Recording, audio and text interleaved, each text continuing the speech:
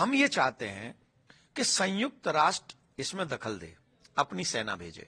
अगर आप नहीं जग सकते, या तो हम कहेंगे जाग जाओ, उठ पड़ो, अब इस निद्रा को छोड़ दो, जिस तरह हो जन्म ले, इन जालमों की नस को तोड़ दो।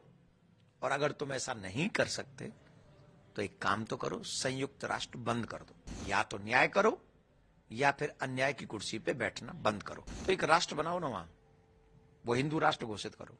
ये तो शुरुआत है प्यारे, वेट एंड वॉच।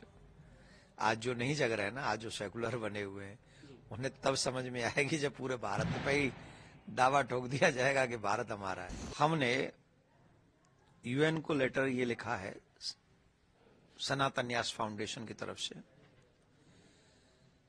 यूएन की रचना, निर्माण इसलिए हुआ कि पूरे विश्व में कहीं भी अगर मानवता पर आपत्ति आएगी, विपत्ति आएगी, कोई संहार करेगा, तो यूएन उसके लिए खड़ा होगा, संयुक्त राष्ट्र। परंतु दुर्भाग्य से संयुक्त राष्ट्र इस समय मौन है।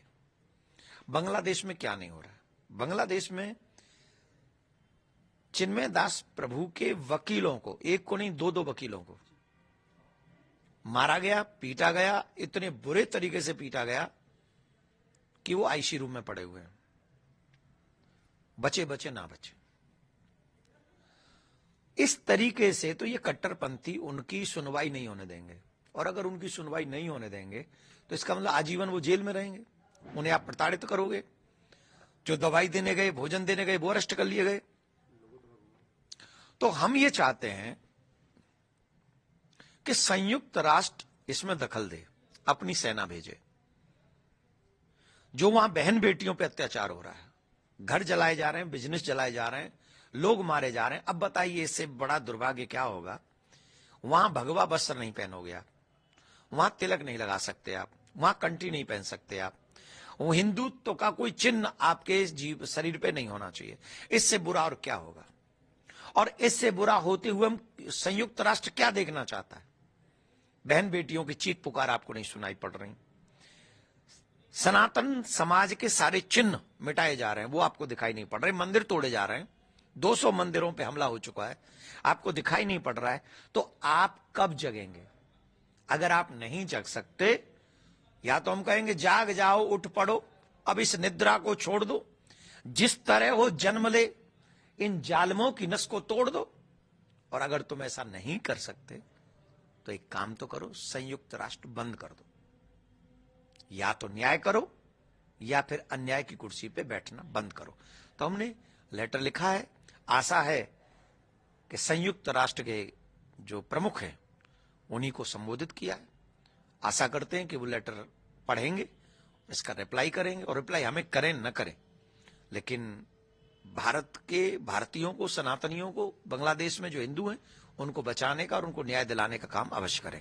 ममता बनर्जी ने कहा है कि जो भी वहाँ पे हिंदू हैं बांग्लादेश में, उनको हम अपने यहाँ शिफ्ट कर सकते हैं। उन्होंने ऐसा प्रस्ताव। यहां शिफ्ट करने से होगा क्या? हम तो कह रहे पूरे बांग्लादेश से हिंदू आ जाए, लेकिन फिर जो हिंदुओं की कुर्बानी हुई है, उनकी जो जगह है, उनके जो बिजनेसेस हैं, उनके जो परिवार वहां बसे हुए हैं, सब छोड़ के आ जाए पाकिस्तान की तरह, सब छोड़ के आ जाए अफगानिस्तान की तरह। अरे हम तो कह रहे हैं भारत के नेताओं को एक मांग करनी चाहिए, सभी को, हर पार्टी को एक साथ, संयुक्त राष्ट्र से। भारत की बिना कुर्बानी के बांग्लादेश नहीं बना है, हमारे भी सैनिक लड़े हैं, हिंदुओं ने जाने दी है। तो अगर तुम नहीं रहना चाहते हमारे साथ, तो एक राष्ट्र बनाओ ना वहां, वो हिंदू राष्ट्र घोषित करो। चाहे जितना भी जगह पार्ट हमको देना आप दो, और हिंदुओं को अलग करो, मुसलमानों को अलग करो, तुम अपना रहो, तुम अपना रहो। यही ना न्याय होगा। ये थोड़ी न्याय है कि तुम वहां से छोड़ के आ जाओ। नहीं, उनको हक मिलना चाहिए, और इसके लिए आवाज चाहे भारत से उठे, यूएन से उठे, इंग्लैंड से उठे, जो न्याय चाहते हैं उनको ये बात कहनी चाहिए कि बांग्लादेश में हिंदू राष्ट्र बनना चाहिए और हिंदू सुरक्षित होने चाहिए। अभी हम एक बात कहना चाह रहे हैं, वो अभी हम नहीं कहना नहीं चाह रहे, मतलब कहना तो चाहते हैं, पर अभी हम इसलिए मौन है कि शायद कुछ न्याय हो जाए, कुछ नहीं हो जाए, कि कुछ तो ऐसा हो जिससे हमें बोलना ना पड़े। अदरवाइज भारत में जो बांग्लादेशी रह रहे हैं, उनके अगेंस्ट भी भारतीय समाज को कड़े स्टेप उठाने पड़ सकते हैं। तो इस बात से भी डरे बांग्लादेश के। ऐसा नहीं कि सारे यहाँ आपके लोग यहां भी हैं। उस दिन से डरना जिस दिन हिंदू जाग गया और ढूंढेगा बांग्लादेशियों को। फिर वो हम चाहते नहीं। जी। तो अभी हम यही कह रहे हैं कि न्याय दो, उन लोगों के साथ न्याय करो। धन्यवाद। सनातन बोर्ड के लिए महाराज जी किस तरीके से आगे काम बढ़ रहा है और इम्प्लीमेंट कैसे होगा सनातन बोर्ड का? देखिए, अभी सनातन बोर्ड पे बहुत अच्छा हो गया कि आज जन जन पे ये बातें हो रही है। अब मैं जहां भी जा रहा हूं, मुझे आज तक किसी मुहिम में इतना समर्थन हर जगह मिलता है, हर चीज पे इतना समर्थन मुझे किसी मुहिम में नहीं मिला जितना सनातन बोर्ड पे। सब लोग एक मत हैं, बड़े बड़े विद्वान, शंकराचार्य, महामंडलेश्वर, बड़े बड़े लोग एक स्वर में कह रहे हैं सनातन बोर्ड होना चाहिए। अगर वक्फ बोर्ड है आजादी के बाद से ही, तो 75 साल 78 साल हमको आजाद हुए हो गए और अभी तक सनातन बोर्ड नहीं है। और हमारी सरकारी हमारे मंदिरों को बैठी हो उनको लेके, उनकी व्यवस्थाएं सब चरमरा रही हैं। तभी तो पशुओं की चर्बी खाने को मिली हमें और हमारे भगवान को।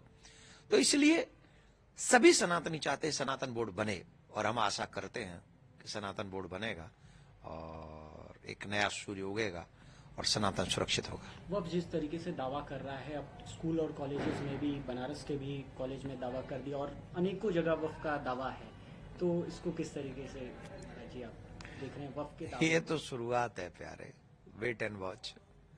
आज जो नहीं जग रहे हैं ना, आज जो सेकुलर बने हुए हैं, उन्हें तब समझ में आएगी जब पूरे भारत पे ही दावा ठोक दिया जाएगा कि भारत हमारा है। मेन तो यही सवाल है कि हम लोग सेकुलर बने हैं और सेकुलर तो बनते इसीलिए अपने देश को बचाओ, पहले देश को बचाओ, देश के साथ खड़े हो, और किसी भी संस्था को इतना बड़ा अधिकार मत दो कि वो तुम्हारे देश पे ही दावा ठोक दे।